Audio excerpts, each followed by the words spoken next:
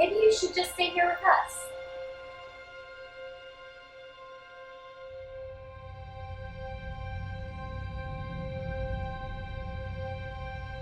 Sylvia, I don't think I want to do this.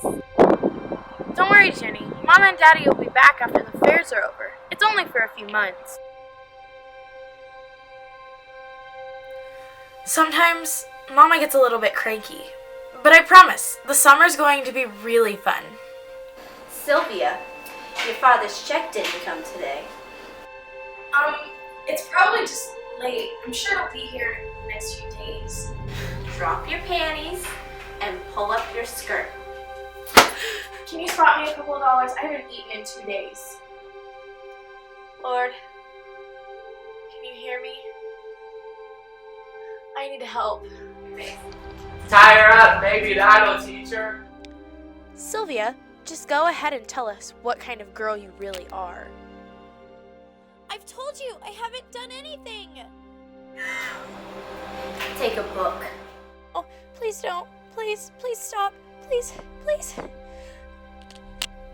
Take off your clothes. We're gonna show your sister what kind of girl you really are. With that bottle over there. Whore.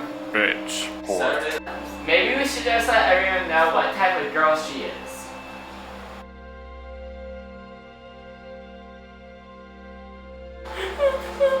How do you spell prostitute?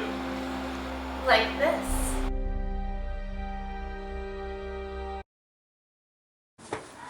No, please, no!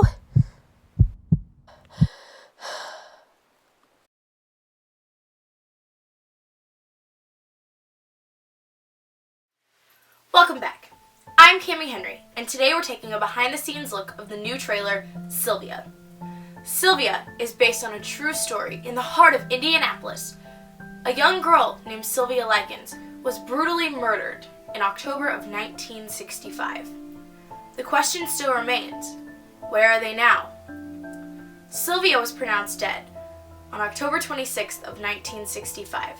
Her emancipated body was found on a dirty mattress in the basement of the Benezueski home. Where's the rest of the family? We will start off with Gertrude Benezueski. Most knew her as Gertie. Gertie was sentenced to life in prison in 1971 after retrial on charges of first-degree murder. Gertie was known as a model prisoner around the Indiana State Penitentiary. Most knew her as Mom. After only 20 years in prison and much public outcry, Gertie was paroled in 1985. From then on, she moved to Iowa, changed her name, and lived out the rest of her years until 1990 when she died of lung cancer. Up next, Paula Benezueski. Paula was only 17 years old when the Likens girls moved into her home for the summer. It is said that Paula and Sylvia didn't like each other from the beginning. When Gertie got tired, she would have Paula beat Sylvia for her, and Paula did it enthusiastically. In 1966, Paula was charged for second-degree murder until retried in 1971. She pleaded to first-degree manslaughter and got 2 to 21 years in prison. She was released 7 years later and paroled in 1972 and fully released in 1974. She fell off the grid until 2012, where she was found in a small town in Iowa with 2 grown sons working at a school.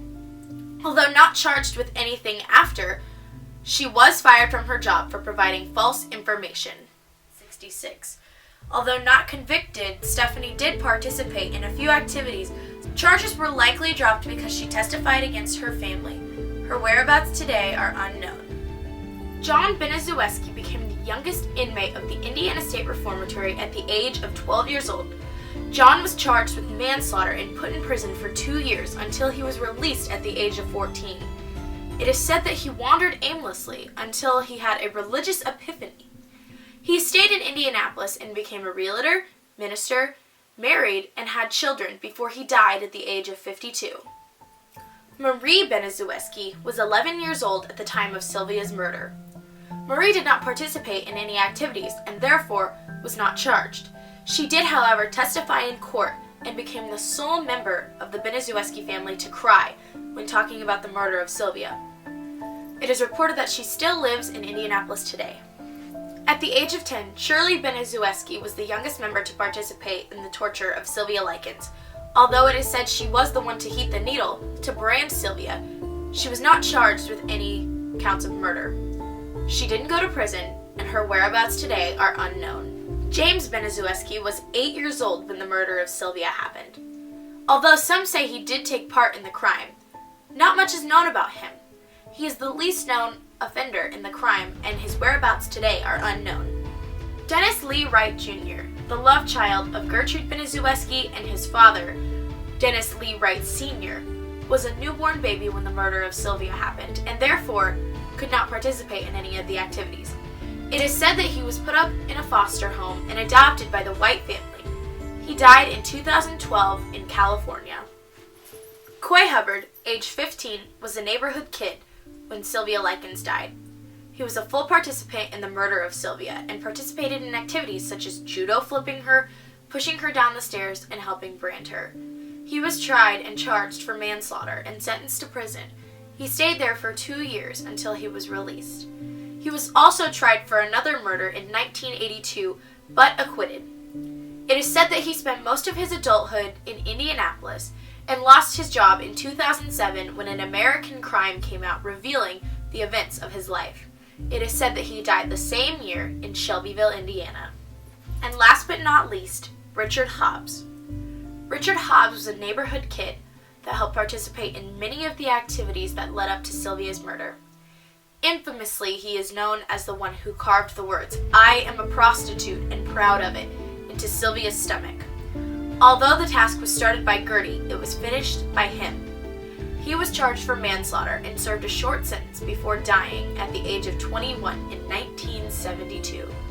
And lastly, the sole witness of the murders, Jenny Likens.